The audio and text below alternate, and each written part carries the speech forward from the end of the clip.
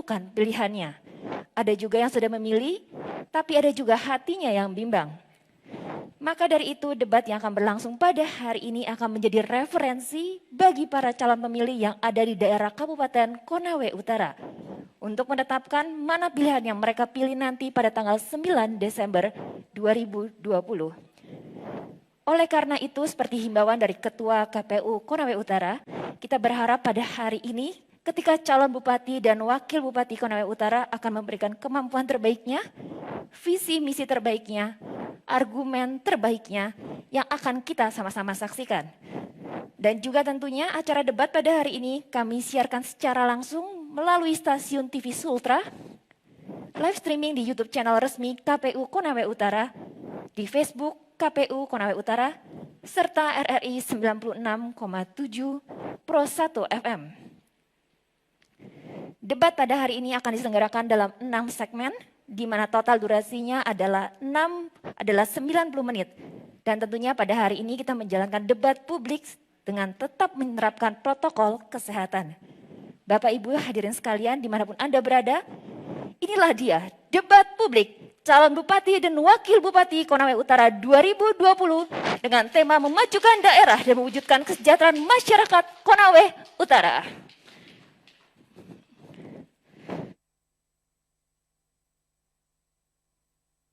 Kalian yang berbahagia dan para pemirsa dimanapun Anda berada, tibalah saatnya. Kita akan memanggil kedua pasangan calon bupati dan wakil bupati Konawe Utara. Dan inilah 4 putra terbaik Konawe Utara yang nantinya akan memimpin daerah Kabupaten Konawe Utara untuk 5 tahun ke depan. Kami persilakan untuk bisa naik ke atas panggung.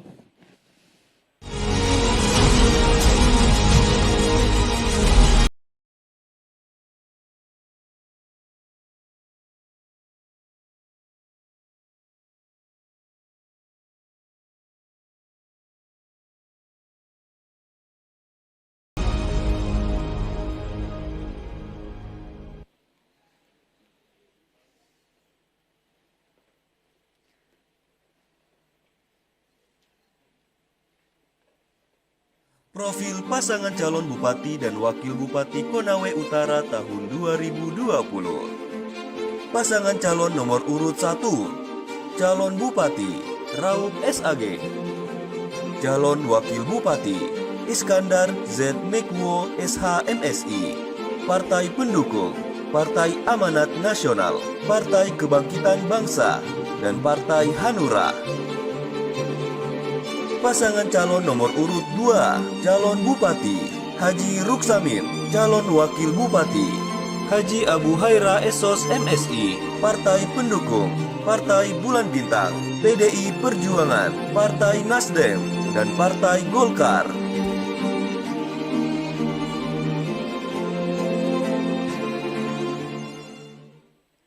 Dan keempat putra terbaik calon pemimpin Konawe Utara sudah berada di atas panggung.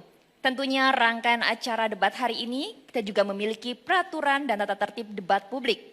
Untuk itu kita saksikan bersama tayangan mengenai tata tertib debat kandidat berikut ini. Tata tertib debat publik pasangan calon bupati dan wakil bupati Konawe Utara tahun 2020. Yang pertama, pasangan calon bupati dan wakil bupati dalam menjawab pertanyaan harus sesuai arah dan maksud pertanyaan moderator. Kedua, Pasangan calon bupati dan wakil bupati dalam menyampaikan jawaban atas pertanyaan moderator harus sesuai durasi waktu yang diberikan. Ketiga, pasangan calon bupati dan calon wakil bupati dapat saling melengkapi menyampaikan jawaban atas pertanyaan moderator. Keempat, jika penyampaian jawaban atau tanggapan pasangan calon telah selesai dan durasi waktu yang diberikan masih tersisa, maka moderator menunggu sampai selesainya durasi waktu guna mengajukan pertanyaan selanjutnya untuk giliran pasangan calon lain. Kelima, dalam hal saling lempar pertanyaan dan tanggapan antar pasangan calon, maka pasangan calon dilarang untuk saling mendiskreditkan dan menyinggung pribadi pasangan calon lain. Keenam, moderator dilarang menyela dan atau memberikan kesimpulan atas jawaban atau tanggapan pasangan calon. Ketujuh, tim kampanye pasangan calon, undangan dan seluruh yang hadir di ruangan debat dilarang menyela, memberikan opini dan atau memberikan kesimpulan atas jawaban atau tanggapan pasangan calon selama debat berlangsung. Kedelapan, tim kampanye dilarang menyuarakan yel-yel pasangan calon selama debat berlangsung. Kesembilan, pelaksanaan debat berlangsung selama 90 menit di luar iklan layanan masyarakat.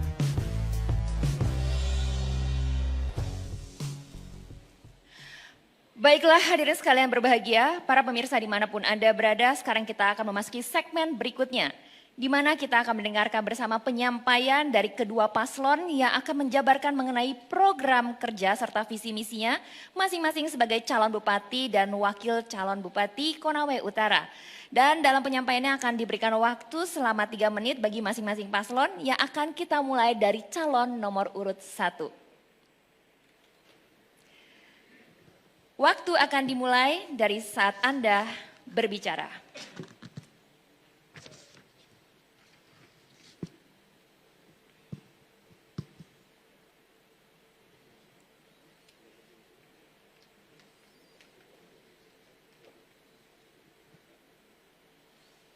Bismillahirrahmanirrahim.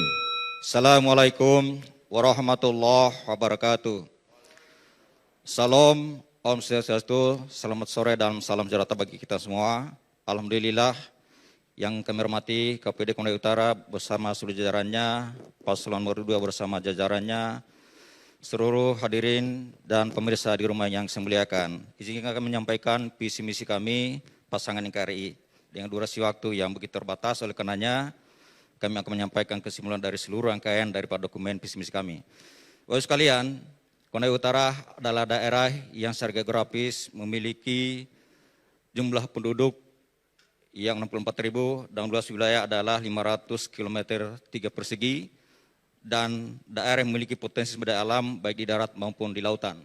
Di darat kita punya potensi kekayaan alam yaitu sektor pertanian yang luas, perkebunan yang luas, kemudian sektor pertambangan yang luas baik tambang galian C maupun nikel.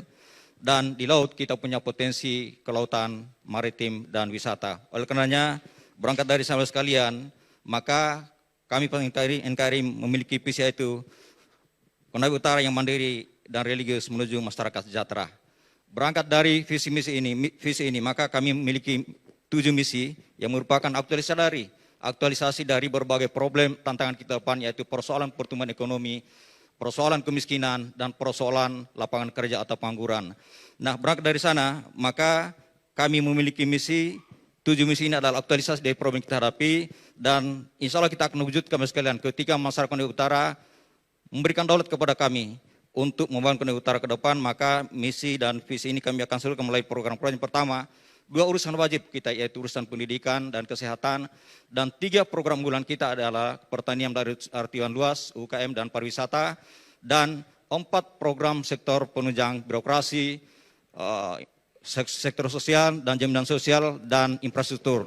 Demikian visi misi dan program kerja kami, dan insya Allah nanti kita akan lanjut dalam tingkat pendalaman dalam sesi berikutnya. Demikian, wassalamualaikum warahmatullahi wabarakatuh. Calon nomor 1, Anda masih punya waktu 38 detik, apakah masih mau digunakan? Sudah cukup? Oke, terima kasih. Boleh kembali ke tempat untuk calon nomor 1. Oke. Dan kami persilakan kepada calon nomor urut 2. Waktu yang diberikan adalah 3 menit. Dan waktu akan dimulai saat Anda berbicara. Bismillahirrahmanirrahim. Assalamualaikum warahmatullahi wabarakatuh. Salam sejahtera buat kita semua. Om Swastiastu, Namo Buddhaya, salam kebajikan. Yang sama-sama kita hormati saudaraku Pak Haji Raup SHG dan Iskandar Mekuo ZSHMH, paslon nomor urut 1. Yang sama-sama kita hormati Bapak Haji Abu Haira SOS MSI yang insya Allah 6 hari lagi akan menjadi Wakil Bupati Konawe Utara. Komisioner KPU, Ketua, Bawaslu, Ketua, beserta seluruh tim pendukung pasangan yang sempat hadir pada sore hari ini. Kami Haji Ruksamin dan Haji Abu Haira dengan itikat baik dan senantiasa mengharap ridha Allah Subhanahu wa Ta'ala telah berketetapan hati untuk mengusung visi Konawe Utara lebih sejahtera dan berdaya saing, atau yang disingkat dengan Konasara Jilid 2. Lebih sejahtera dimaksudkan sebagai sebuah keadaan di masa depan di mana setidak-tidaknya kebutuhan sosial dasar masyarakat Konawe Utara dapat terpenuhi secara layak dan memadai. Berdaya saing adalah sebuah keadaan di masa depan di mana warga Kabupaten Konawe Utara memiliki nilai tambah untuk eksis dan berkembang dalam konteks kompetisi sosial, ekonomi, dan budaya pada tingkat lokal, regional, nasional, dan bahkan pada tingkat internasional. Untuk membumikan visi di atas, kami insya Allah akan mengemban 6 misi sebagai berikut. Yang pertama, meningkatkan kualitas dan daya saing sumber daya manusia. Yang kedua, meningkatkan ketersediaan infrastruktur dasar dan daya saing ekonomi daerah. Yang ketiga, mewujudkan keadilan sosial dan pengelolaan sumber daya alam. Yang keempat, mendorong reformasi birokrasi, pelayanan publik dan tata kelola pemerintahan desa. Yang kelima, meningkatkan ketahanan bencana dan kualitas lingkungan hidup. Serta yang keenam adalah mendorong gerakan sosial untuk membangun peradaban masyarakat Kabupaten Konawe Utara yang bertumpu pada agama dan kebudayaan lokal. 6 misi di atas telah kami jabarkan dalam bentuk arah kebijakan dan program prioritas yang keseluruhannya telah kami tuangkan dalam dokumen yang berisi kurang lebih 70 halaman. Karena waktu kita dibatasi hanya 3 menit, maka hanya ini yang dapat kami sampaikan, yaitu visi dan misi yang 6. Sebentar kita akan jabarkan pada sesi selanjutnya. Terima kasih atas kesempatan yang diberikan pada sesi pertama. Wabillahi taufiq wal hidayah. Wassalamualaikum warahmatullahi wabarakatuh. Selamat sore, Om Santi, Santi, Santi Om. Oke, calon nomor urut Anda masih punya waktu 8 detik, apakah ingin digunakan? Sudah cukup, terima kasih. Ya, para tamu undangan yang terhormat dan juga para pemirsa dimanapun Anda berada, kita sama-sama sudah mendengarkan penyampaian dari program kerja serta visi misi dari kedua paslon. Dan kami persilakan untuk bisa kembali duduk untuk calon nomor 2. Terima kasih. Dan tentunya kita akan melanjutkan debat dari kandidat calon Bupati dan Wakil Bupati Konawe Utara 2020 sesaat lagi setelah yang satu ini.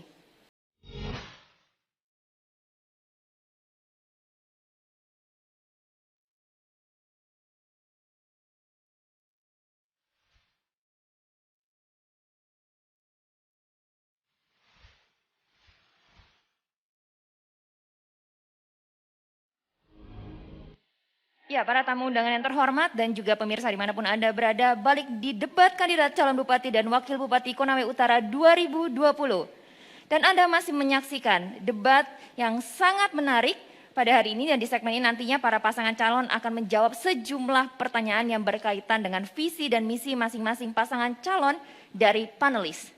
Namun sebelumnya kita akan memasuki sesi penajaman visi dan misi pasangan calon. Mari sama-sama kita saksikan profil dari tim panelis. Profil panelis pada debat publik pemilihan Bupati dan Wakil Bupati Konawe Utara tahun 2020. Profesor Dr. Insinyur Aminuddin Mane Kandari MSI, jabatan Dekan Fakultas Kehutanan dan Ilmu Lingkungan Universitas Halu Oleo. Profesor Dr. Jamili MSII, jabatan Wakil Dekan Bidang Akademik FMIPA Universitas Halu Oleo. Amir Mahmud SPI MP, jabatan Rektor Universitas Muhammadiyah Kendari.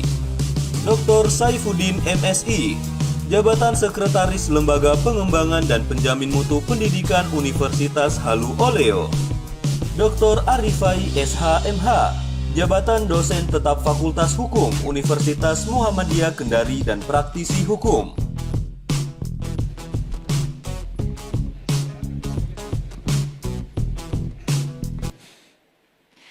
Ya, saya mengundang kepada tim panelis yang diwakili oleh Sekretaris KPU Kabupaten Konawe Utara, Bapak Udin Yusuf SOS MSI untuk bisa menyerahkan materi debat. Kami persilakan.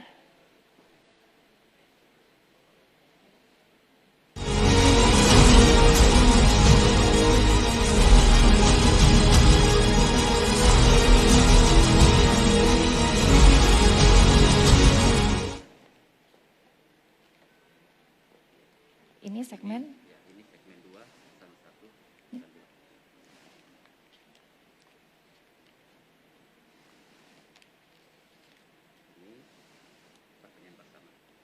Yang random? Yang random yang ini. Oke. Oke, Bapak Ibu semua bisa lihat, kita saksikan ini semua disegel ya. Tidak ada rekayasa saat apapun juga, dan ini saya masukkan untuk pertanyaan random di segmen 3. Betul Pak? Oke, iya. Atau Bapak bisa bantu untuk buka?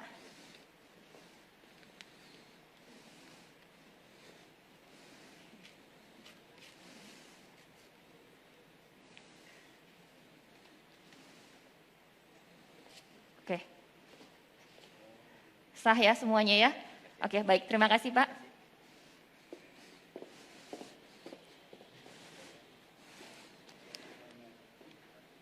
Dan di segmen ini setiap kandidat akan mendapatkan 3 pertanyaan yang berbeda, di mana pertanyaan akan disesuaikan dengan program kerja setiap kandidat. Dan ini bisa disaksikan dalam keadaan tersegel, tidak ada rekayasa. Oke. Dan ini kita akan mulai dari nomor urut pertama.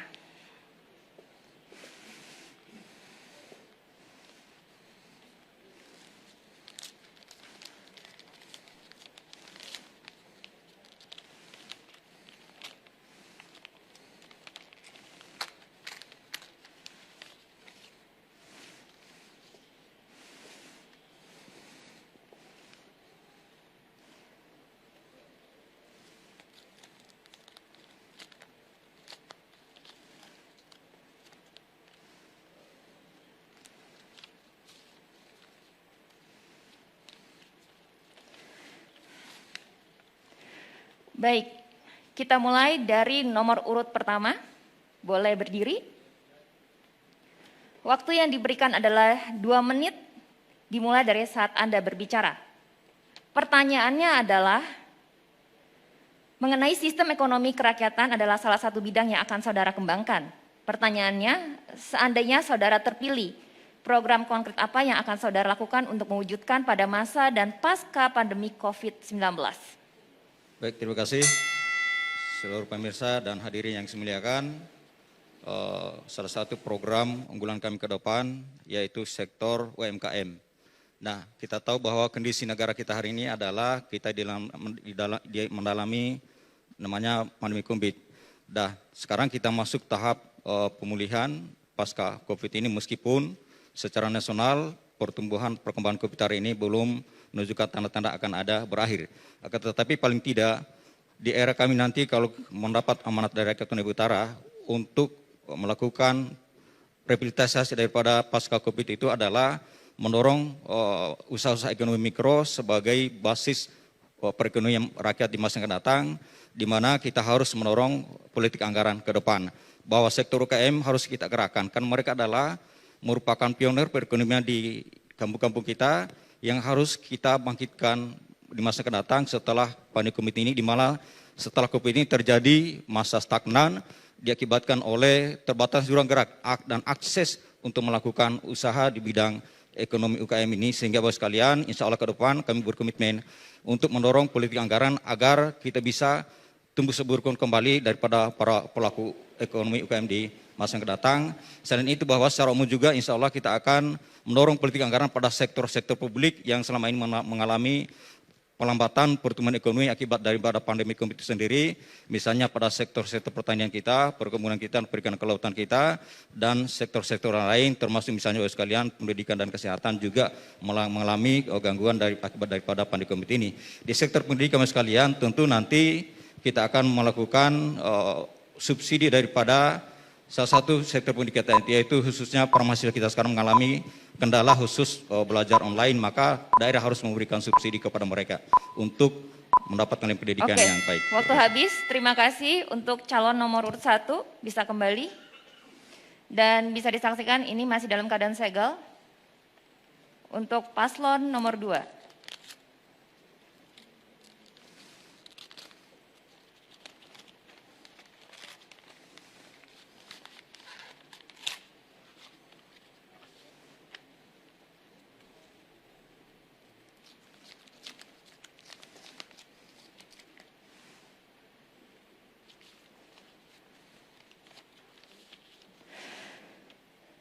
Paslon calon nomor urut nomor 2, salah satu misi saudara adalah meningkatkan ketersediaan infrastruktur dasar dan daya saing ekonomi daerah Kabupaten Konawe Utara.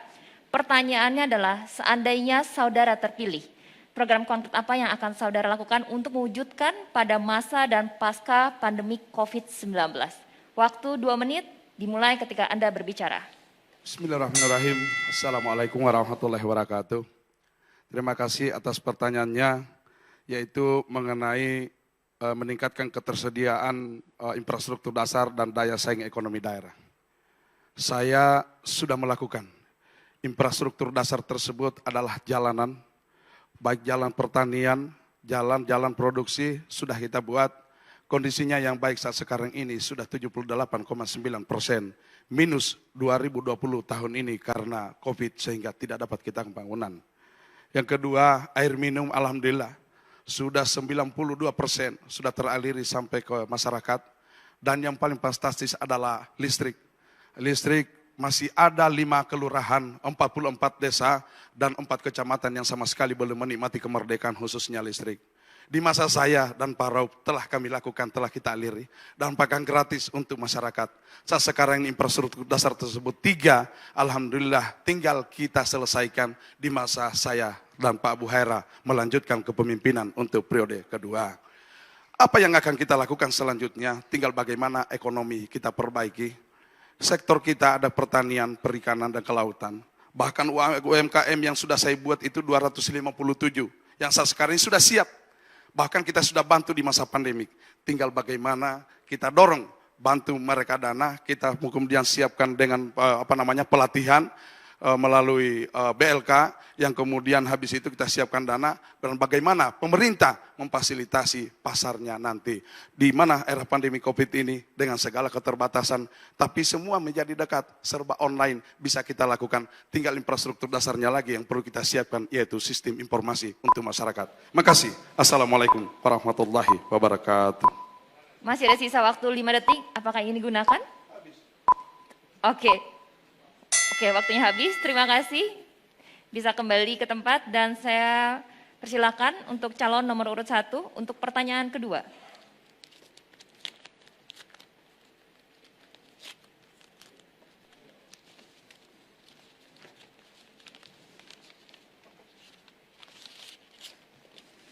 Oke, apakah sudah siap? Salah satu misi saudara adalah menjamin terpenuhinya sarana dan prasarana layanan dasar masyarakat khususnya pendidikan, kesehatan, dan ketersediaan pangan. Pertanyaannya, jika saudara terpilih, bagaimana strategi saudara untuk mewujudkan misi tersebut? Baik, terima kasih. Oke, waktu dimulai ketika Anda berbicara. Terima kasih. Assalamualaikum warahmatullahi wabarakatuh. Berkaitan apa yang menjadi pertanyaan dari narasumber menyangkut program unggulan kami ke depan sektor pendidikan, bahwa ke depan memang kita harus membangun layanan pendidikan terjangkau oleh masyarakat kita, meski saat ini bahwa yang menjadi kewajiban kita adalah pendidikan dasar 9 tahun, yaitu SD dan SMP, tapi kemudian bahwa tidak bisa terlepas dari upaya kita pemerintah daerah, khususnya sektor pendidikan yang tingkat menengah, bahkan perguruan tinggi pun itu sudah harus masuk kita menjadi pola pemikiran kita di era kita ke depan. Mengapa demikian? Karena jika kita melihat perkembangan sekolah-sekolah kita SMA, sudah banyak yang menamatkan setiap tahun kurang lebih 800 orang. Lalu kemudian dengan struktur untuk posisi hari ini dengan kemiskinan kita 13,6 6%, maka hampir dipastikan banyak orang tua kita yang nanti lulus sekolah anaknya tidak bisa melanjutkan pendidikan. Nah, sehingga pemerintah ke depan meski tidak ada kewajiban kita, tapi kita sudah harus memikirkan untuk bekerja sama dengan para perguruan tinggi yang memiliki kompetensi dan kemampuan atau kapasitas untuk mendirikan perguruan tinggi di daerah ini sebagai upaya pemerintah daerah untuk memberikan layanan pendidikan yang terjangkau oleh masyarakat kita. Apalagi kita lihat pertumbuhan ekonomi kita stagnan 2 tahun terakhir ini, tidak bisa kita pungkiri, maka salah satunya upaya untuk memberikan layanan pendidikan terjangkau oleh masyarakat kita ke depan di Kabupaten Konawe Utara ini harus ada layanan pendidikan terjangkau, termasuk misalnya perguruan tinggi. Demikian pula sekolah-sekolah yang berbasis daripada sumber daya alam kita. Harus dipahami sekarang bahwa pendidikan kita tidak orientasi pada background alam kita. Kita adalah daerah agraris, daerah pertanian, tapi tidak satu pun sekolah yang orientasi pada sekolah pertanian kita. Hampir pasti Sulawesi Tenggara pun demikian. Oleh karenanya ke depan insya Allah kami berkomitmen untuk melahirkan sekolah-sekolah yang kerjaan khususnya pertanian dan perkebunan di Kabupaten Konawe Utara ini. Oke, waktu habis. Bisa kembali ke tempat. Dan pertanyaan kedua untuk calon nomor 2.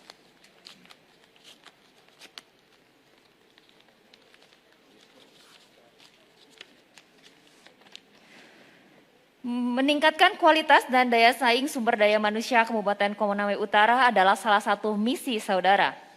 Pertanyaannya, seandainya saudara terpilih, bagaimana bentuk kebijakan dan strategi implementasinya agar masyarakat Konut memiliki kualitas dan daya saing yang tinggi pada era revolusi industri 4.0? Makasih. Perlu kami jelaskan bahwa khusus untuk misi meningkatkan kualitas dan daya saing sumber daya manusia, saya tinggal menyelesaikan infrastruktur dasar sudah selesai. Sekolah kita sudah tepat selesaikan, bahkan PAUD sebelum saya menjabat jadi bupati dan Pak Rob jadi wakil bupati hanya 10 di Konawe Utara. Hari ini sudah 110, bahkan sudah kita akreditasi SD-nya maupun SMP-nya.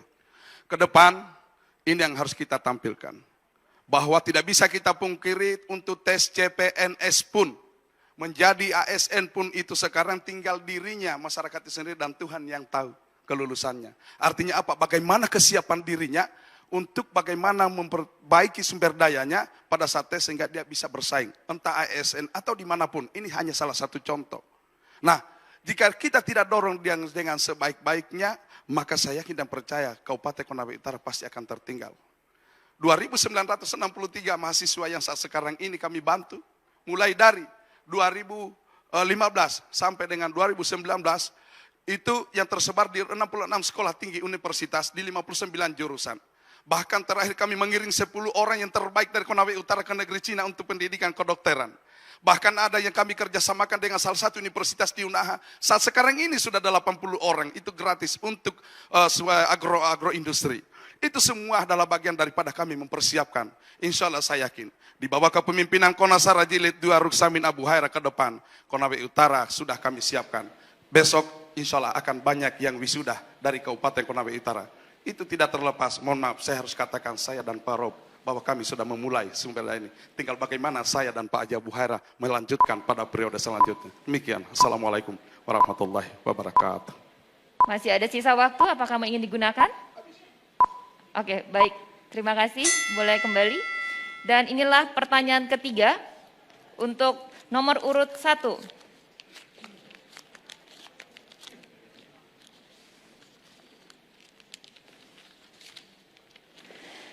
Pembangunan agrobisnis dan agroindustri yang berdaya saing menjadi salah satu misi saudara. Pertanyaannya, seandainya saudara terpilih, bagaimana strategi saudara untuk mengoptimalkan pembangunan agrobisnis dan agroindustri tersebut untuk meningkatkan kesejahteraan masyarakat Kabupaten Konawe Utara? Waktu dimulai ketika Anda berbicara, 2 menit dari sekarang. Baik, terima kasih. Assalamualaikum warahmatullahi wabarakatuh. Jadi kita punya tantangan ke depan. Kami akan berkomitmen mendorong politik anggaran ke depan dalam rangka menumbuhkan di sektor agribisnis sebagai basis untuk kita membangun perekonomian Kabupaten Konawe Utara ini. Kita tahu bahwa Konawe Utara adalah daerah yang memiliki potensi sumber daya alam yang luar biasa, sumber daya manusia pun demikian, maka ke depan Bapak sekalian, sektor ini harus kita menjadi prioritas agar kita bisa menumbuhkan perekonomian di masa yang akan datang.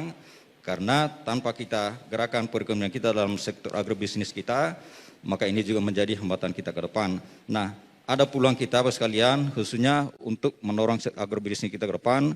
Kita harus bangkitkan juga pada partisipasi kalangan muda kita untuk mengembangkan daripada sektor agrobisnis ini sebagai basis utama kita dalam rangka kita membangun daerah Konawe Utara ini.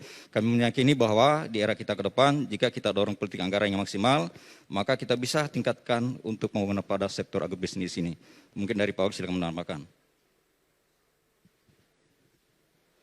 Ya, jadi melihat kondisi masyarakat kita yang hampir 60% adalah berprofesi sebagai petani, maka pemerintah dalam rangka meningkatkan ekonomi masyarakat itu harus memberikan kebijakan anggaran yang sebesar-besarnya kepada sektor pertanian. Dalam hal ini pertanian dalam arti luas yang meliputi perkebunan, persawahan dan lain sebagainya. Dengan memberikan anggaran yang sebesar-besarnya kepada pertanian ini, maka insya Allah harkat dan pertumbuhan ekonomi masyarakat ini pasti akan mengalami peningkatan sehingga bisa mengentaskan kemiskinan kita yang ada di Konawe Utara sekarang ini. Demikian juga agroindustri ini, bagaimana kita menciptakan suatu peradaban baru di Konawe Utara ini untuk... Oke, maaf waktu Anda habis. Terima kasih. Silakan untuk kembali ke tempat. Dan inilah pertanyaan terakhir untuk segmen ini untuk nomor urut 2.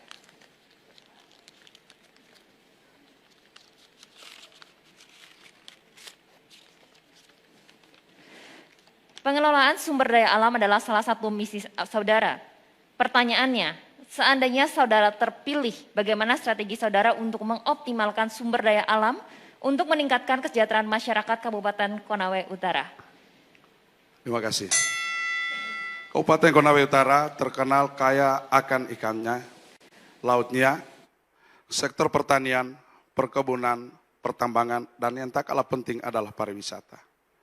Sektor pariwisata salah satu menjadi kekayaan alam, bahkan Konawe Utara kita anggap sebagai miniaturnya Raja Ampat.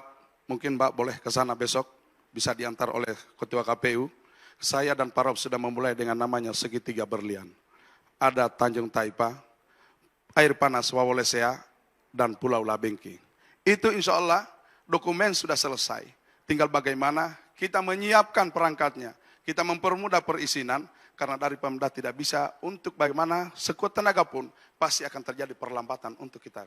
Makanya kita siapkan, kita kerjasama dengan investor, tinggal kita siapkan perangkatnya seperti apa, yang kemudian kita undang permudah perizinan yang insya Allah pasti ekonomi akan tumbuh. Dan kita sudah mulai infrastruktur dasarnya. Itu sektor pariwisata. Kemudian dari sektor pertanian, perikanan. Bukan hanya dengan mengambil dan menjual, tetapi bagaimana kita tumbuhkan untuk pengolahan. Di Tinobu, Kelurahan Muara Tinobu, sudah kita memulai bagaimana di sana kawasan industri pengolahan perikanan, walaupun masih kecil, belum taraf seperti ini, tetapi kita sudah mulai, tinggal bagaimana untuk meningkatkan. Begitu juga dengan pertanian. Pertanian insya Allah sebentar lagi akan hadir sebuah pabrik yang besar di Kabupaten Konawe Utara. Begitu juga, Alhamdulillah, berkat kami sudah menyampaikan kepada Bapak Presiden Jokowi, di sana Alhamdulillah di RPJM sudah masuk. Di lampiran 1, bab 3, halaman 21, sudah tertulis di situ bahwa pembangunan kawasan industri di Kabupaten Konawe Utara, yaitu di Langgi Kima dan yang ada di Motui. Seperti itu penjelasan kami, dari 3 sektor yang kami gambarkan, insya Allah Konawe Utara akan lebih sejahtera dan berdaya saing. Wassalamualaikum warahmatullahi wabarakatuh. Pas waktunya, terima kasih. Silakan bisa duduk kembali. Dan para tamu undangan yang terhormat dan juga pemirsa dimanapun Anda berada, kita akan lanjutkan debat kandidat calon bupati dan wakil bupati Konawe Utara 2020 sesaat lagi, tetaplah di channel yang sama.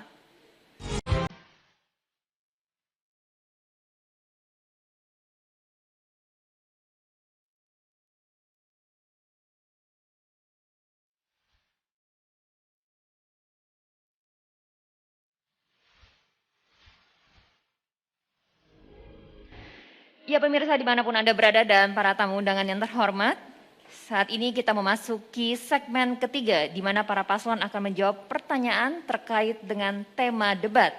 Dan di segmen ini 3 pertanyaan akan ditanyakan kepada 2 kandidat, di mana 2 pertanyaan yang sama dan 1 pertanyaan random yang akan diambil dari fishbowl.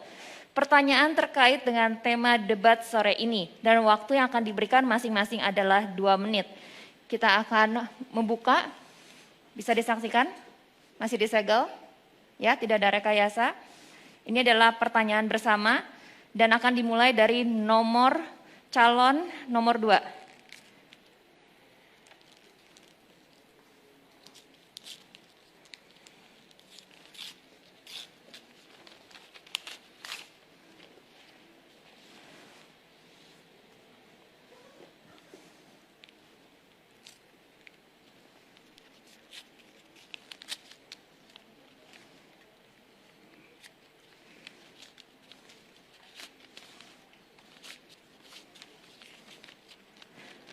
Pertanyaan pertama, hingga saat ini penyalahgunaan narkoba masih menjadi perhatian besar bagi pemerintah.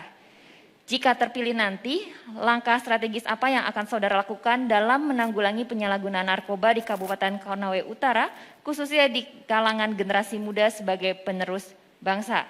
Apakah cukup jelas pertanyaannya?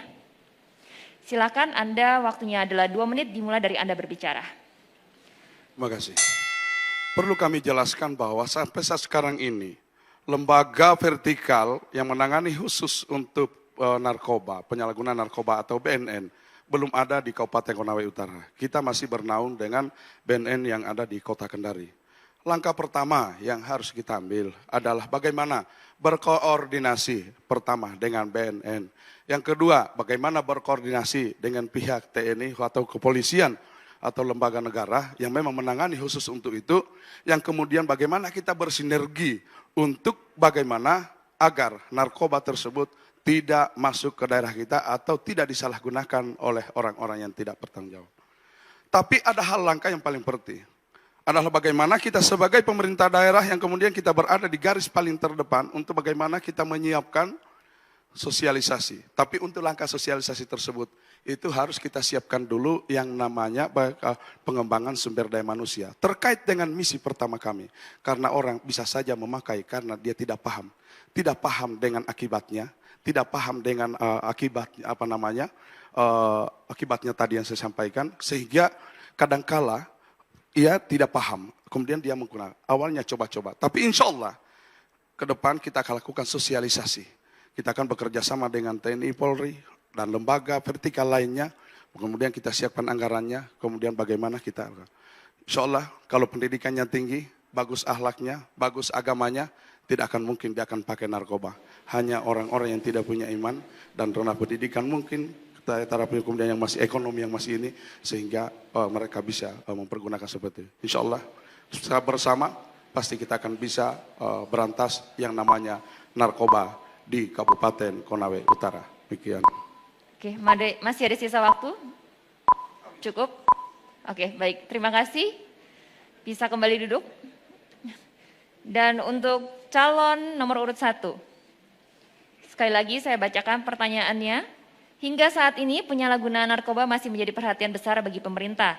Jika terpilih nanti, langkah strategis apa yang akan saudara lakukan dalam menanggulangi penyalahgunaan narkoba di Kabupaten Konawe Utara, khususnya di kalangan generasi muda sebagai penerus bangsa? Apakah cukup jelas pertanyaannya? Oke. Assalamualaikum warahmatullahi wabarakatuh. Narkoba ini hadir di tengah-tengah kemajuan masyarakat yang semakin modern, di mana sasarannya adalah generasi muda kita. Dan narkoba ini akan merusak masa depan daripada generasi muda. Maka kalau kami terpilih, pendekatan akan kami gunakan ada pendekatan religius atau pendekatan spiritual, di mana kita membekali keimanan. Oleh karena itu, saya sering menyampaikan pada suatu kesempatan bahwa tidak cukup kita hanya mendidik atau membekali masyarakat kita dengan kecerdasan intelektual, tapi terpenting juga adalah kecerdasan spiritual. Di mana narkoba ini merusak akhlak, mental, dan masa depan generasi muda kita. Rasulullah SAW bersabda, "Innama bu'itsu li utamima makarimal akhlak." Sesungguhnya saya diutus ke dunia ini adalah untuk menyempurnakan akhlak yang mulia dan budi pekerti yang luhur. Maka pendekatan yang paling tepat adalah pendekatan yang antisipatif ketimbang pendekatan yang preventif. Di samping itu kita menyiapkan institusi yang berwenang untuk menangani masalah narkoba seperti apa yang dikatakan oleh Pak Ruksamin tadi, bahwa di Konawe Utara ini belum ada BNN.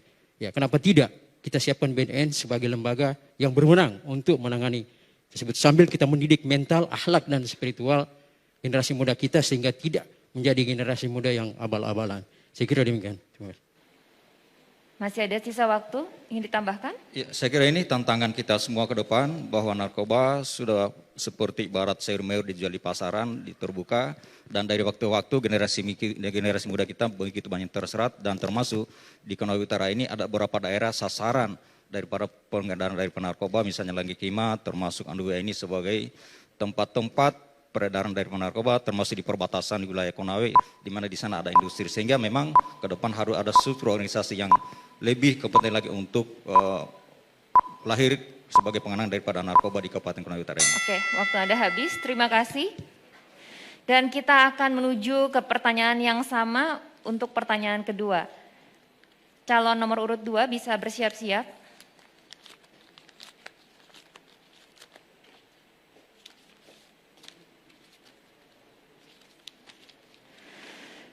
Saat ini wabah COVID-19 telah berdampak kepada seluruh tatanan kehidupan masyarakat dan belum diketahui kapan wabah ini akan berakhir. Kabupaten Konawe Utara adalah salah satu daerah yang terbuka dan dilalui oleh masyarakat, khususnya dari daerah lain di Sulawesi Tenggara dan Sulawesi Tengah. Selain itu, di Kabupaten Konawe Utara juga terdapat pertambangan yang memiliki pekerja asing. Kedua kondisi tersebut berpotensi menjadi pintu masuknya virus COVID-19 di Kabupaten Konawe Utara. Pertanyaannya, apabila Anda terpilih, bagaimana strategi untuk memastikan pencegahan dan penanggulangan COVID-19 di Kabupaten Konawe Utara dapat berjalan optimal? Apakah cukup jelas pertanyaannya? Silakan. Makasih. Saat sekarang ini suka tidak suka, mau tidak mau, manusia seantero dunia sedang diancam dengan wabah bencana non-alam atau COVID-19. Mulai pada 16 Maret yang lalu sudah kita keluarkan surat keputusan tentang bagaimana pencegahan.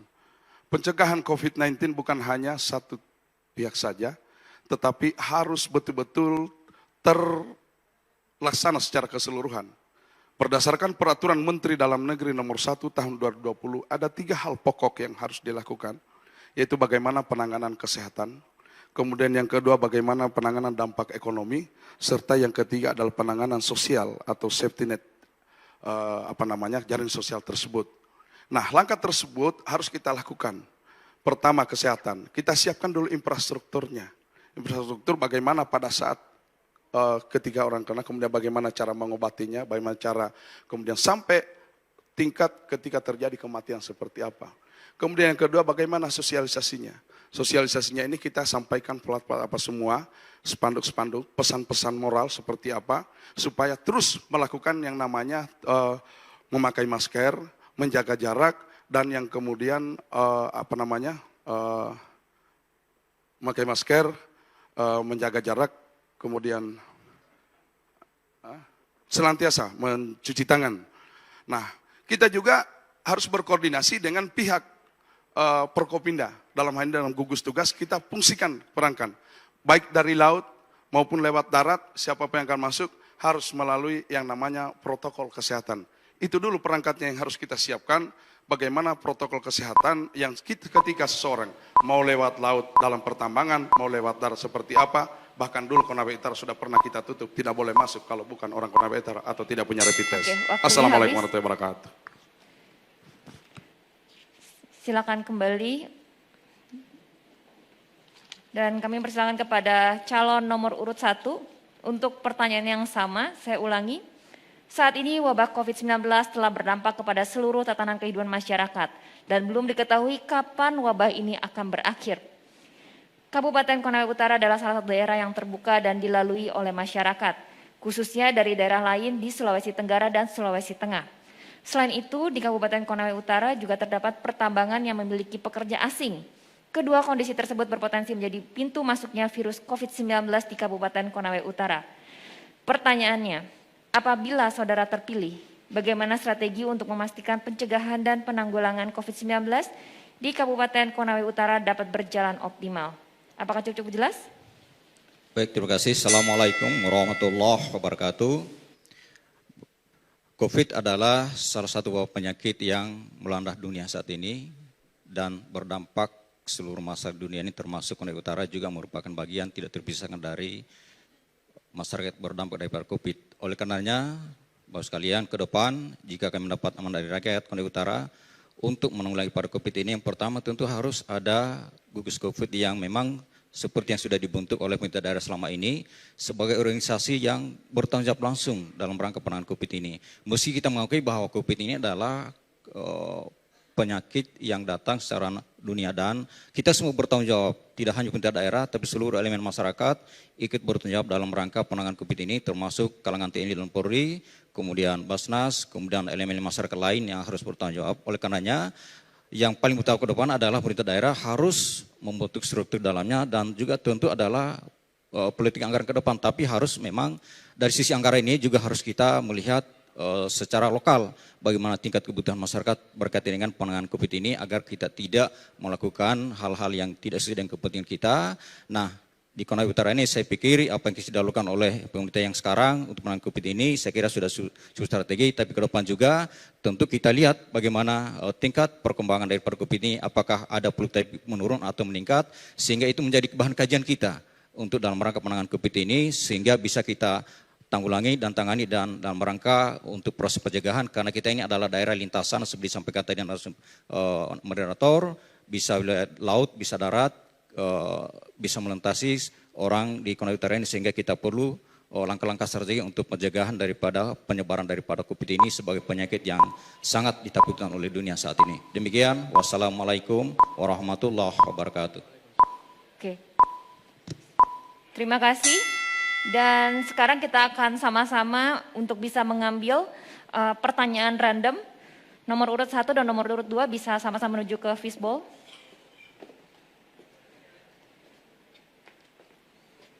Silakan masing-masing dari nomor urut 1 dan nomor urut 2 ambil satu pertanyaan.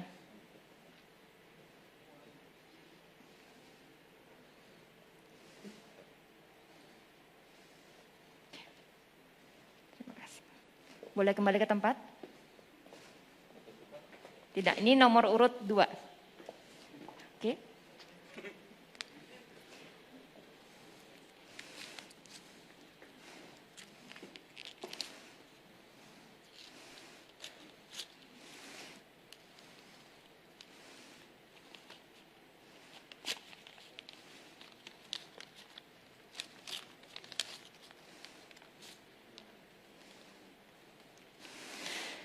Ya, nomor urut 2 bisa bersiap-siap.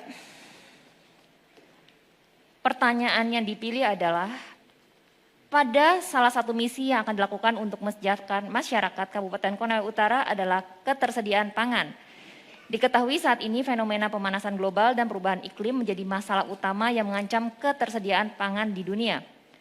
Pertanyaannya, bila saudara mendapatkan amanah sebagai pejabat Bupati Kabupaten Konawe Utara, apa kebijakan dan langkah konkret yang akan dilakukan untuk mengatasi permasalahan utama tersebut agar ketersediaan pangan tetap tersedia?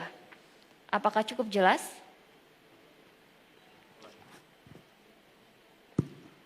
Ya, silakan, waktunya dimulai dari Anda berbicara. Terima kasih. Beberapa strategis yang coba akan kita lakukan ketersediaan pangan, baik dari khususnya bidang sektor peternakan, sektor pertanian, perkebunan, maupun sektor perikanan yang saat sekarang ini. Untuk sektor pertanian, alhamdulillah infrastruktur dasar secara bertahap sudah kita laksanakan. Irigasinya sudah kita buat, cetak sawahnya sudah berjalan. Dan alhamdulillah kita punya hasil pangan itu alhamdulillah baik dari beras, jagung, kedelai itu meningkat pada tahun sebelumnya, yang kemudian datanya masih ada yang bisa kita sampaikan. 400 lebih alsintan telah kita siapkan, dan walaupun sedemikian rupa itu belum cukuplah bagi kami bahwa itu untuk memenuhi kebutuhan pangan. Nah, bagaimana strategi ke depan?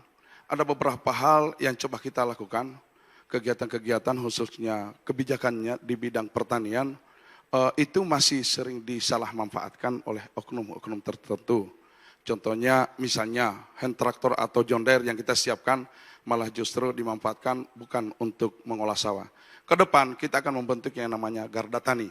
Garda Tani ini kita akan rekrut mereka petani yang langsung dari masyarakat, mereka yang lihai membawa traktor, hand traktor apa semua, kemudian kita siapkan fasilitas pemerintah daerah. Setelah musim tanam datang, kemudian kita turun secara bersamaan, itu ditanggung pemerintah daerah, kita hand traktor, kemudian kita siapkan bibit, termasuk puput yang sekarang ini yang begitu susah, walaupun subsidi tapi distribusinya sangat susah.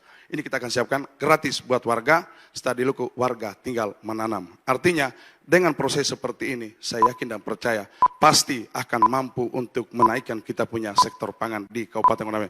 Itu contoh untuk salah satu kasus padi dari tanaman pangan. Makasih.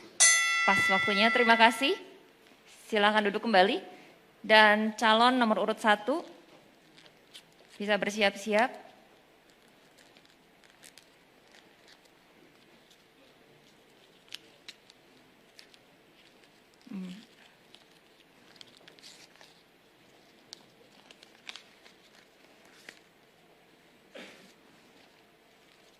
Ini adalah pertanyaan pilihan Anda. Menurut catatan BNPB dan juga tertuang dalam RPJMD Kabupaten Konawe Utara 2012-2032. Pada tahun 2019, Kabupaten Konawe Utara dilanda bencana banjir yang menimbulkan kerugian yang besar. Bencana banjir seperti ini dapat saja berulang pada tahun-tahun yang akan datang. Pertanyaannya, apa kebijakan dan langkah konkret yang akan saudara tempuh untuk mengatasi ancaman bencana banjir tersebut? Apakah cukup jelas pertanyaannya? Waktu dimulai ketika Anda berbicara. Baik, terima kasih. Assalamualaikum warahmatullahi wabarakatuh. Bencana-bencana adalah sesuatu kejadian yang di luar daripada prediksi manusia, akan tetapi bencana itu bisa jadi terjadi karena ulah manusia. Akan tetapi Konawe Utara ini memang bencana yang paling dahsyat adalah peristiwa tahun 2019, itu bencana banjir bandang, dan secara alami setiap tahun memang Konawe Utara mengalami banjir, akan tetapi tidak sama dengan banjir yang terjadi pada tahun 2019. Itu di luar dugaan dan bahkan lebih dahsyat daripada banjir yang terjadi pada tahun 77 ataupun tahun 55. Nah, sehingga banjir tahun 2019 itu menurut masyarakat adalah suatu banjir yang sangat dahsyat yang terjadi di Kabupaten Konawe Utara. Nah, langkah strategi ke depan Bapak sekalian memang akan sulit untuk mencegah namanya banjir karena itu adalah faktor alam. Akan tetapi harus ada upaya yang dilakukan pemerintah daerah yang bisa kita lakukan. Pertama adalah mengedukasi masyarakat kita untuk tidak serta-merta melakukan perambahan hutan yang secara liar. Ya, harus semua kita lakukan secara prosedural. Ya, kalau namanya untuk perkebunan harus ada izin, kemudian penebangan liar itu juga harus menjadi perhatian kita serius ke depan oleh pemerintah daerah, sehingga dengan demikian ini cara strategi kita untuk menanggulangi namanya bencana banjir atau kebanjiran di Kabupaten Utara yang sering terjadi.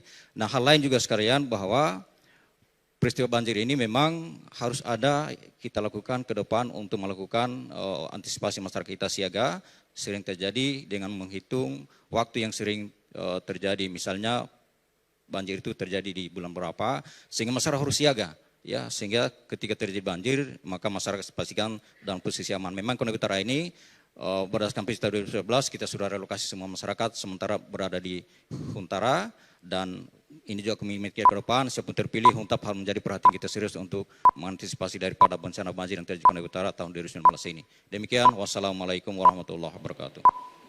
Waktu habis, terima kasih. Bisa kembali ke tempat. Ya, para tamu undangan yang terhormat dan juga pemirsa dimanapun Anda berada, kita sudah menyelesaikan segmen 3 dan masih kita akan lanjutkan debat kandidat calon bupati dan wakil bupati Konawe Utara 2020. Jangan kemana-mana, tetap bersama kami, tetap di channel yang sama.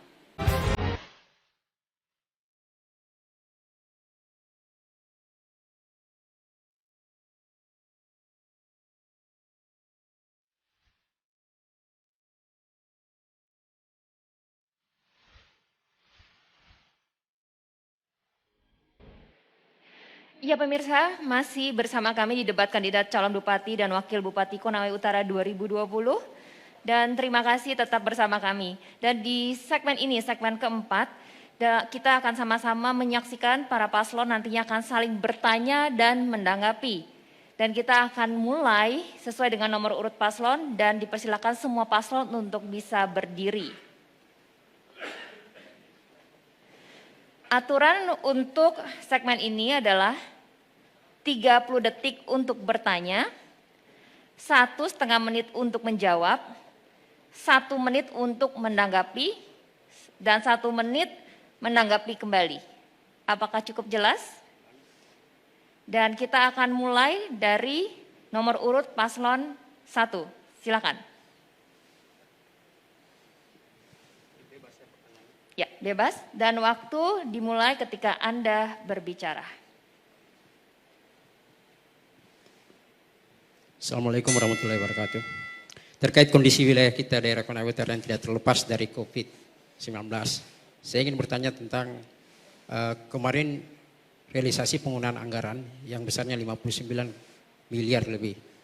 Mengingat daerah kita yang begitu sempit dengan jumlah penduduk yang sedikit, kenapa bisa menelan anggaran yang begitu dibandingkan dengan daerah lain seperti Konawe hanya menelan 1,9 miliar.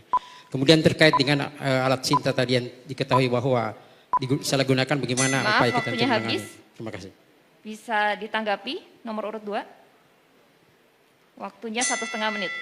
Terima kasih. Perlu kami jelaskan bahwa pada saat penanganan COVID di Kabupaten Konawe Utara, anggaran yang kita siapkan yaitu 59 miliar 721 juta, dan itu diketahui oleh semua publik. Penggunanya ada 3, yaitu yang pertama masalah program kesehatan kurang lebih 24 miliar, mulai dari persiapan tadi saya siapkan sampai dengan ruang khusus infeksius yang ketika terkena kemana mereka siapkan, termasuk alat-alatnya, peralatannya, bahkan bahan makanan, termasuk honor untuk petugas yang bertugas. Kemudian yang kedua yaitu penanganan dampak ekonomi, yaitu dampak ekonomi kemudian kita siapkan sembako kepada seluruh masyarakat 2 kali berturut-turut karena masyarakat tidak boleh keluar rumah, kita jaga jarak apa semua. Pada saat itu penyiapan masker dan alat-alat lain termasuk tempat cuci tangan, diinspektan semua kita siapkan. Itu kemudian yang terakhir yaitu masalah safety social net atau jaring pengaman sosial. Termasuk mahasiswa satu-satunya di Kabupaten Konawe Utara yang menyiapkan Rp500 untuk menyiapkan kepada anak-anak mahasiswa kita, membantu mereka karena mereka belajar dari daring. Itu salah satu yang termasuk MKM telah kita bantu. Dan hasilnya tergambar. Alhamdulillah pada saat itu Kabupaten Konawe Utara di awal pertama 3 bulan pelaksanaan, kita adalah kabupaten yang dinyatakan masih putih dalam pelaksanaan penanganan COVID-19 di Kabupaten Konawe Utara. Demikian. Masih ada waktu, ingin gunakan, ditambahkan? Sudah cukup? Oke, bisa ditanggapi 1 menit dari nomor urut 1. Waktu dimulai ketika Anda berbicara.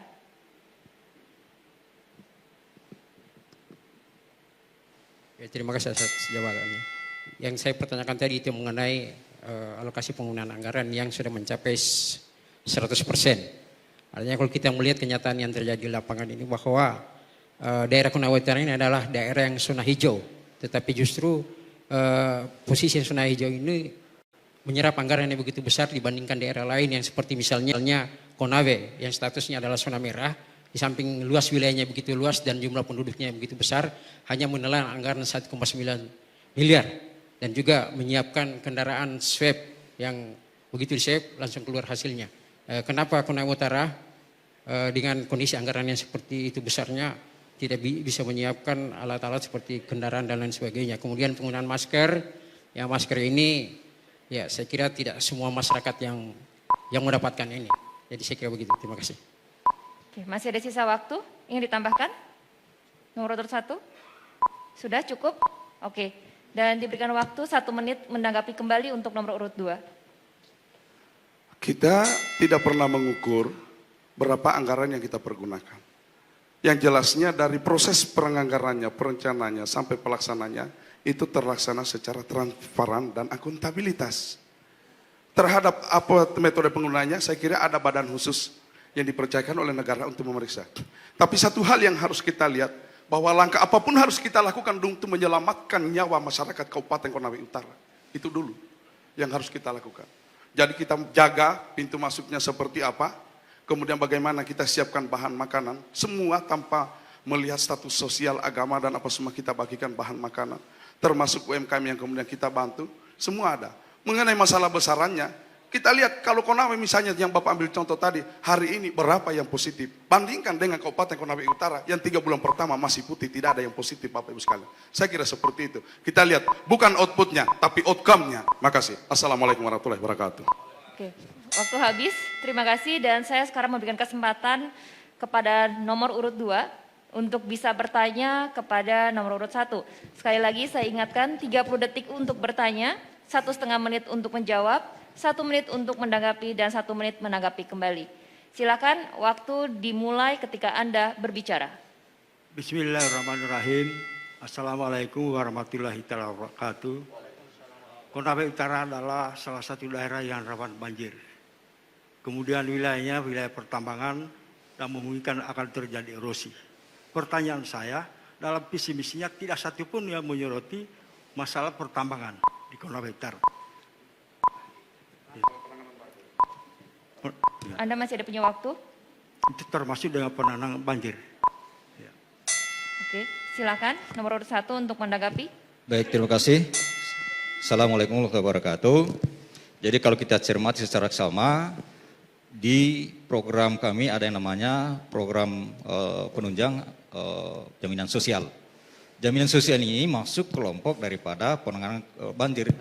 Yang namanya peristiwa sosial atau peristiwa yang terjadi secara alami, menelan korban sosial, maka harus ada penanganan sosial. Di mana penanganan sosial itu pertama, langkah prioritatif yang sering kita lakukan ketika terjadi banjir, kita harus di lapangan. Kemudian harus ada upaya yang kita lakukan setelah masyarakat terkena dampak banjir sendiri, misalnya kita harus melakukan relokasi, kemudian memberikan tempat yang nyaman buat mereka yang tentu sudah dilakukan selama ini, yaitu huntara, meskipun Bapak sekalian juga ini menjadi pekerjaan kita ke depan berkaitan dari huntara ke huntapnya. Salah satunya adalah soal pembebasan lahan yang masih menjadi problem sekarang ini. Mungkin Pak Iskandar silakan menambahkan. Ya, jadi terkait masalah banjir ini memang ada dua sikap kita sebagai pemerintah. Itu yang pertama antisipatif seperti yang telah dijelaskan tadi oleh Pak Rauf. Yang kemudian preventif kita yaitu pencegahan ini. Untuk mencegah banjir ini kebijakan yang akan kita lakukan itu bagaimana kita melakukan normalisasi kali. Kemudian melakukan pengerukan supaya tidak terjadi pendangkalan sungai. Karena banjir itu akibat pendangkalan sungai sehingga hujan sedikit langsung meluap. Oke, waktunya habis. Silakan untuk nomor urut 2 untuk bisa menanggapi. Gini, itu semua salah satu program cara penanganan. Tapi bagaimana kita dalam rangka pelaksanaan pekerjaan, sesuatu pekerjaan itu dimulai dari perencanaan, pelaksanaan sampai dengan pertanggungjawaban. Nah, yang dimaksud tadi oleh rekan saya Pak Haji Abu Hairah itu tidak dilihatnya di situ divisi tentang bagaimana penanganan bencana secara umum. Nah, ini yang kami maksudkan. Kalau itu tidak ada, sistem cantolannya nanti pada saat perencanaannya kita mau ambil dari mana, seperti apa? Sistem perencanaan sekarang sudah sistem online. Kalau itu tidak ada cantolannya, maka tidak akan mungkin bisa masuk. Pelurusan sungai hanya bagian daripada salah satu. Tapi mulai dari bagaimana supaya sedapat mungkin kita tidak terjadi bencana, ada langkah-langkah misalnya bagaimana kita menanam kayu, atau misalnya reboisasi apa semua, atau mungkin dengan masyarakat yang kita perbaiki imannya apa semua, itu yang dilakukan. Tetapi kalau kami tidak lihat, ini yang kami coba soroti. Andai kami bisa terpilih, kami khawatir penanganan bencana itu tidak tuntas. Terima kasih. Oke, cukup waktunya. Silakan 1 menit untuk menanggapi kembali. Jadi terkait mengenai penanganan banjir ini, memang ada 3 faktor yang harus kita. Pertama, planning, kemudian actuality, kemudian responsibility. Artinya planning ini memang perencanaan. Artinya perencanaan ini memang harus direncanakan bagaimana kita dapat menanggulangi banjir, baik secara antisipatif maupun secara preventif. Kemudian actuality, pelaksanaannya tadi seperti yang kami gambarkan. Seperti misalnya kita mengadakan reboisasi, penanaman dan penghijauan hutan. Kemudian kita mengurangi adanya penebangan secara liar dan lain sebagainya. Kemudian ya responsibility-nya adalah segala pelaksanaan kegiatan kita di lapangan itu kita pertanggungjawabkan secara hukum melalui suatu produk undang-undang. Artinya dengan menetapkan situasi tanggap bencana. Ya, Masih ada waktu? Ya, saya kira cukup. Sudah cukup? Oke, baik, terima kasih. Bisa kembali duduk untuk calon nomor 1, nomor 2. Dan para tamu undangan dan juga para pemirsa dimanapun Anda berada, kita masih akan melanjutkan dari debat kandidat calon bupati dan wakil bupati Konawe Utara 2020. Tentunya dengan debat di segmen berikutnya. Jangan kemana-mana, tetap bersama kami hanya di channel yang sama.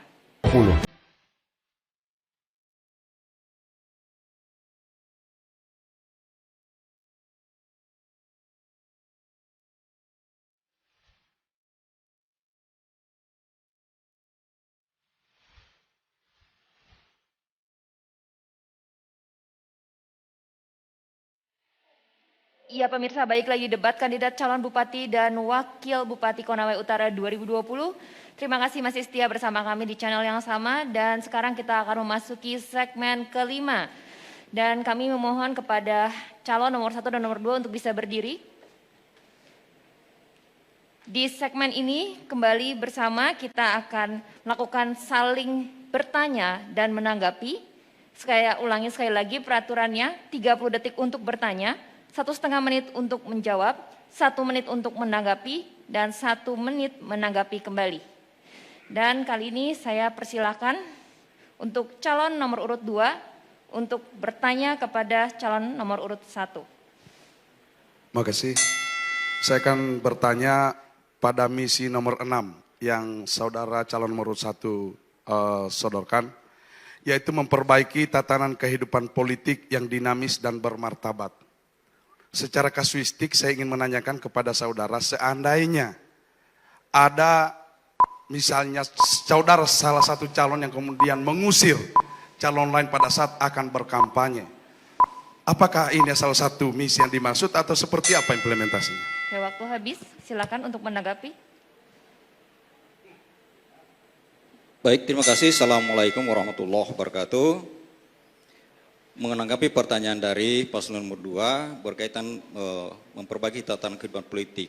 Berhubungan dengan apa yang dipertanyakan mengusir. Perlu dipertanyakan siapa mengusir. Apakah oknum paslon itu sendiri mengusir atau oknum lain mengusir, kemudian dalam situasi seperti apa? Ini perlu ditanyakan. Apakah paslon nomor 1 yang mengusir atau ada oknum lain yang melakukan pengusiran? Ini harus diklarifikasi kepada masyarakat. Oleh karenanya kami tetap konsisten untuk menciptakan situasi kondusif untuk demokrasi di Konawe Utara ini. Saya sering menyampaikan, biarkan rakyat bahagia dengan demokrasi itu sendiri.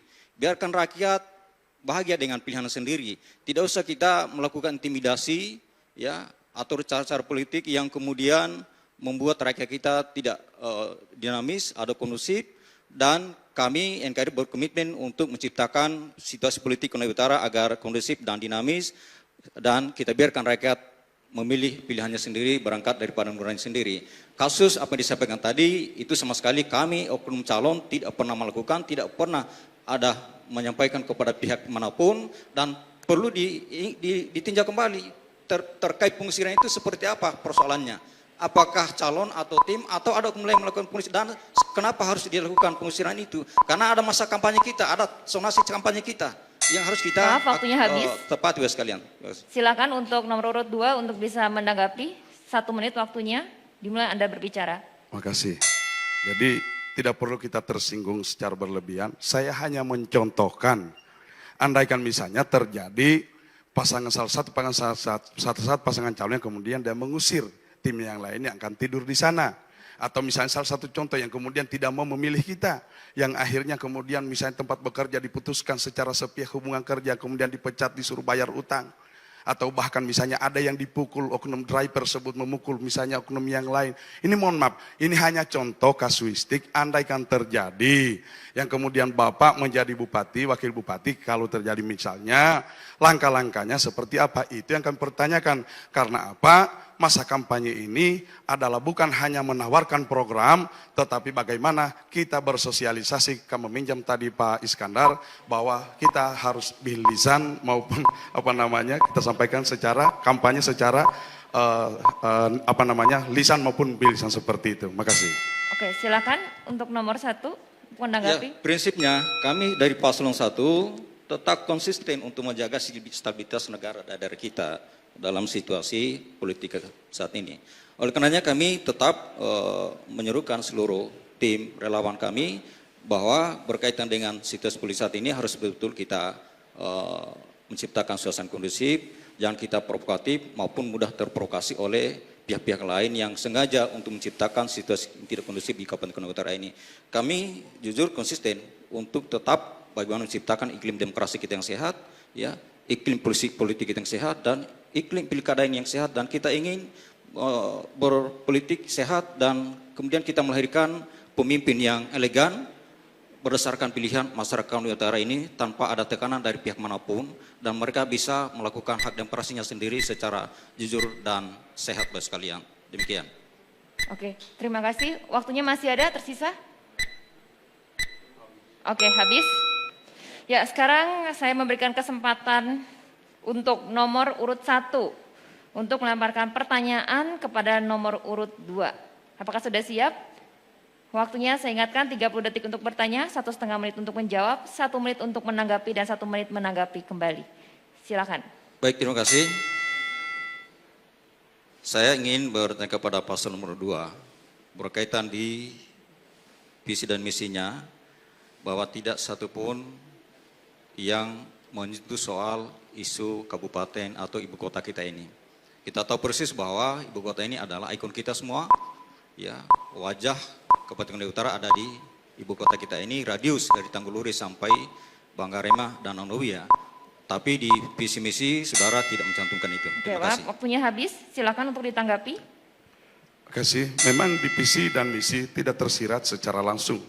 Tetapi di program itu akan nampak dan dia berada di visi nomor 2, yaitu meningkatkan ketersediaan infrastruktur dasar dan daya saing ekonomi daerah.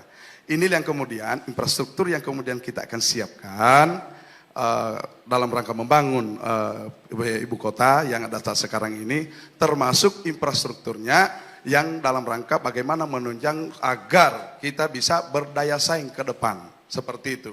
Jadi perencanaannya memang selama ini belum bisa kita sentuh. Karena apa? Langkah yang paling utama kita lakukan adalah bagaimana membangun ekonomi dari pinggiran. Masyarakat kita yang asal kepulauan, alhamdulillah mereka sudah bisa terjangkau dengan darat, mereka sudah nikmati lampu. Masyarakat yang ada di Aseminunulai hari ini tinggal 1 jam kita sudah bisa tiba ke sana, lampunya seperti itu. Nah, untuk infrastruktur kita khususnya di ibu kota, kita sudah lakukan. RDTR sudah kita selesaikan. Tinggal di periode kedua saya dan Pak Buhaira, insya Allah tahun depan kita sudah akan memulai membangun infrastrukturnya semua. Sudah kita siapkan, kita akan mulai supaya wajah ibu kota dia nampak. Sekarang ini bukan kita tidak mau, tetapi harus mulai dulu seperti tahapan-tahapannya. Dan ada yang skala prioritas, kebutuhan dasar pokok manusia dulu yang harus kita penuhi. Makasih. Oke, sisa waktu cukup? Oke, silakan nomor urut 1 untuk menanggapi. Ya, jadi lagi-lagi bicara soal ibu kota ini memang kita harus lebih serius. Tidak boleh kita menyatakan secara eksklusif tergambar dari infrastruktur umum. Dia adalah ibu kota dan ini adalah pusat pemerintahan kita, pusat pelayanan kita. Jadi harus kita bangun seluruh aktivitas yang ada di Kota Bangkaudi ini sebagai ikon daripada Kabupaten Konawe Utara ini. Mohon maaf sejujurnya, kita sering menemukan orang bertanya, di mana sih ibu kota Kabupaten Konawe Utara ini? Kita juga kadang-kadang miris, kadang ada orang bertanya masuk di Morowali, masuk ke Kendari, sering bertanya kayak ini. Padahal mereka sudah berada di radius ibu kota Konawe Utara, sehingga memang tidak harus kita secara eksklusif, tapi harus ada program khusus untuk penanganan daripada penataan ibu kota Konawe Utara ini, khususnya di kabupaten, khususnya di Bangkaudi ini dan seputarannya. Demikian. Masih ada sisa waktu yang ingin ditambahkan? Nomor urut 1? Sudah cukup? Oke, baik. Silakan untuk nomor urut 2 untuk bisa menanggapi kembali. Waktunya 1 menit. Terima kasih. Selama ini saya Bupati dan para adalah Wakil Bupati. Kami bersama-sama dalam rangka membangun. Dalam tahap perencanaan juga sudah kami lakukan sama-sama. Mulai dari perencanaan RDTR sampai dengan pelaksanaan. Insya Allah, sekarang masih Wakil Bupati, saya Bupati. Tahun ini kita sudah akan mulai laksanakan. Toh insya Allah ke depan yang terpilih adalah saya dan Pak Haji Abu Haira, otomatis Pak Rauf dan Pak Iskandar menjadi oposisi. Tapi temannya di DPRD pasti masih ada. Insya Allah kalian ingatkan saya melalui teman di DPRD saudara yang ada di DPRD. Insya Allah itu saya akan komitmen bagaimana kita akan membangun kabupaten. Karena saya tahu Konawe Utara bukan hanya milik seseorang, tetapi milik kita bersama dalam rangka bagaimana kita memberikan pelayanan yang maksimal untuk bagaimana keterjadian kenyamanan khususnya masyarakat yang berada dan lebih tahu bagaimana masalah ibu kota. Saat sekarang ini bukan kita tidak mau, tapi ada yang lebih utama. Saya kira kita sepakat pada saat itu. Pinggiran dulu yang harus kita sentuh. Saatnya sekarang untuk kita bangun ibu kota Kabupaten Konawe Utara. Terima kasih. Assalamualaikum warahmatullahi wabarakatuh. Oke, waktunya habis. Terima kasih. Terima kasih untuk nomor urut 1 dan nomor urut 2 bisa kembali duduk ke tempat. Dan tampaknya para tamu undangan dan juga pemirsa dimanapun Anda berada, debat semakin menarik dan tentunya ini bukan menjadi akhir segmen. Jadi tetaplah bersama kami karena kami akan segera kembali tetap di channel yang sama, yaitu debat kandidat calon bupati dan wakil bupati Konawe Utara 2020.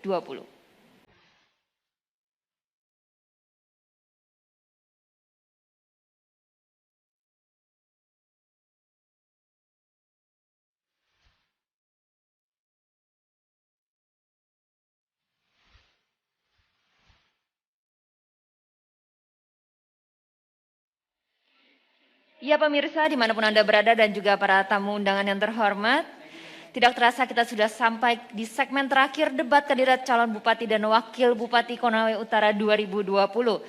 Dan di segmen ini kita akan sama-sama mendengarkan dari masing-masing paslon yang akan memberikan pernyataan penutup.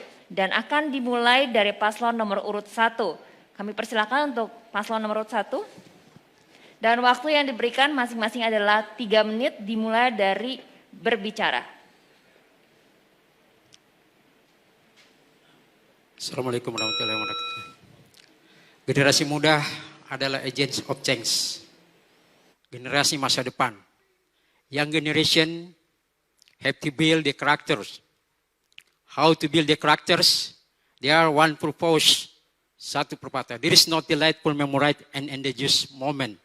Tidak ada masa yang paling indah selain masa muda. Tapi masa muda yang indah itu sebentar. Boleh jadi dia akan pergi begitu saja tanpa ada sesuatu yang bermanfaat. Olehnya itu kepada generasi muda saya pesankan, gunakan waktu Anda sebaik-baik. Jangan manfaatkan ke hal-hal yang tidak baik yang bisa merusak masa depan. Kemudian kepada pemerintah masa depan, saya juga berpesan untuk kita tetap pada asas demokrasi sebagaimana yang dicanangkan oleh salah seorang negarawan terkenal, Abraham Lincoln, Presiden Amerika yang ke-16. Beliau mengatakan, democracy is the government from the people, by the people, and for the people. Pemerintahan dari rakyat, oleh rakyat, dan untuk rakyat. Bukan pemerintahan dari rakyat, oleh rakyat, tapi untuk kelompok tertentu dan untuk personal professions. Saya kira demikian, terima kasih. Assalamualaikum warahmatullahi wabarakatuh. Kami Rauf Iskandar insya Allah ketika menjadi Bupati Konawe Utara, maka program kita ke depan adalah sektor pertanian, UKM dan pariwisata, dan insya Allah Kota Wangguduh menjadi skala prioritas kita akan bangun infrastrukturnya, karena ini adalah merupakan ikon daripada Kabupaten Konawe Utara, kita akan bangun sehingga menjadi aktivitas pelayanan publik di masa-masa yang datang. Akhirnya bersama Rauf Iskandar, kita wujudkan Konawe Utara yang mandiri dan religius menuju masyarakat sejahtera. Demikian, wabillahi taufiq wal hidayah. Wassalamualaikum warahmatullahi wabarakatuh. Salam, Om Yastiastu. Oke, Anda masih punya sisa waktu, tidak mau digunakan? Sudah cukup? Oke, terima kasih. Boleh duduk kembali. Dan kami mempersilakan kepada paslon nomor urut 2 untuk bisa memberikan pernyataan penutup. Waktu yang diberikan adalah 3 menit, dimulai dari Anda berbicara. Pada petang hari ini yang indah, kita baru saja mengikuti acara debat kandidat sebagai salah satu rangkaian terpenting dari seluruh tahapan pilkada tahun ini. Kita berharap semoga debat kandidat kali ini memberikan manfaat kepada seluruh masyarakat Kabupaten Konawe Utara. Saudara-saudaraku, pembangunan adalah proses perubahan dari sebuah keadaan yang belum baik menuju keadaan yang lebih baik. Pembangunan merupakan proses panjang yang berjalan dari sebuah fase ke fase berikutnya, atau dari sebuah titik ke titik berikutnya. Oleh karena itu pembangunan memerlukan perencanaan yang matang, program yang jelas, kemudian dibuktikan dengan tindakan yang nyata. Pembangunan tidak dapat berjalan hanya dengan modal prasangka buruk, fitnah atau hujatan. Pembangunan hanya dapat berjalan bila dilandasi dengan rencana yang kuat, serta ditopang oleh ketulusan dan itikat yang baik untuk selalu berada di tengah-tengah masyarakat pada saat suka maupun duka. Pembangunan memerlukan visi atau cita-cita yang besar. Seperti kata seorang filsuf bernama Goethe, dream no small dreams for they have no power to move the hearts of men. Miliki mimpi atau visi yang benar-benar besar. Karena mimpi yang kecil tidak mempunyai kekuatan untuk menggerakkan hati manusia. Dalam susunan redaksi lain, Henry Kissinger, mantan senator Amerika Serikat juga pernah berkata, the test of the leader is to get his people from here, they are too well, they have not to bend. Tugas seorang pemimpin adalah membawa seorang dari tempat mereka berada sekarang ke tempat yang belum pernah mereka datangi. Atau dengan kata lain, tugas pemimpin adalah memotivasi orang untuk melakukan pencapaian terbesar yang belum pernah mereka capai sebelumnya. Saudara-saudaraku, saya menitip pesan kepada seluruh masyarakat Kabupaten Konawe Utara dimanapun saudara-saudaraku berada. Pilkada sebentar lagi akan kita laksanakan. Kampanye 2 hari lagi akan berakhir. Hanya ada 2. Apakah Ruksamin Abu Haira yang akan terpilih, yang kemudian Pak Rauf Iskandar yang tidak terpilih, atau sebaliknya, Pak Rauf dan Iskandar yang tidak terpilih, dan Ruksamin Abu Haira yang terpilih. Apapun itu yang kita lakukan semua, kita hanya bisa merencanakan. Allah sudah menentukan jauh sebelumnya siapa yang akan menjadi bupati ke depan. Saya mewakili tim kampanye se-Kabupaten Konawe Utara menyampaikan permohonan maaf jika ada kata kalimat selama kami kampanye yang terdapat ada hal-hal yang kurang. Itu semata-mata kami menawarkan program dan mengklarifikasi atas fitnah yang kami diberikan. Gunakanlah hak pilih kalian dengan merdeka dan ikhlas karena Allah SWT. Jaga kampung kita baik-baik. Kita akan kembali melayani dan membangun negeri para leluhur kita ini 2 kali lebih baik dan 2 kali lebih cepat. Akhirnya kepada Allah SWT kita pulangkan semua urusan. Salam konasara, inai konasara, ipe nasara, inai liasara, ipe nekasara. Wabillahi taufiq wal hidayah. Assalamualaikum warahmatullahi wabarakatuh. Om Santi, Santi, Santi Om. Oke, terima kasih untuk paslon nomor urut 1 dan paslon nomor urut 2. Pemilihan umum tinggal menghitung hari.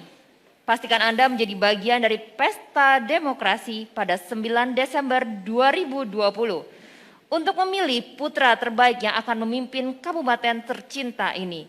Sebab pilihan Anda lah yang menentukan masa depan dari Konawe Utara dengan 5 tahun mendatang dan lawan money politik.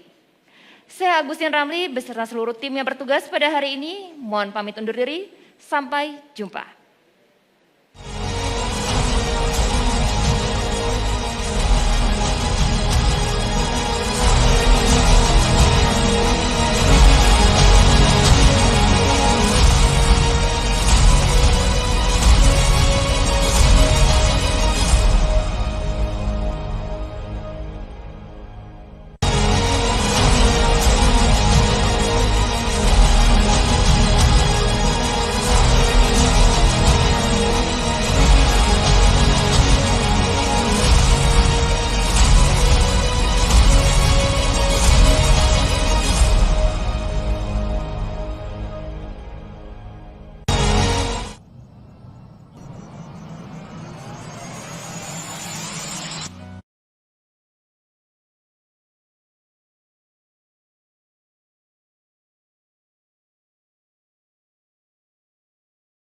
Kabupaten Konawe Utara untuk datang ke TPS tanggal 9 Desember tahun 2020 dengan tetap menerapkan protokol kesehatan pencegahan COVID-19. Jadilah pemilih cerdas dan berkualitas pada pemilihan kepala daerah. Suara Anda menentukan masa depan Konawe Utara 5 tahun mendatang. Ayo memilih untuk Konawe Utara. Wassalamualaikum warahmatullahi wabarakatuh.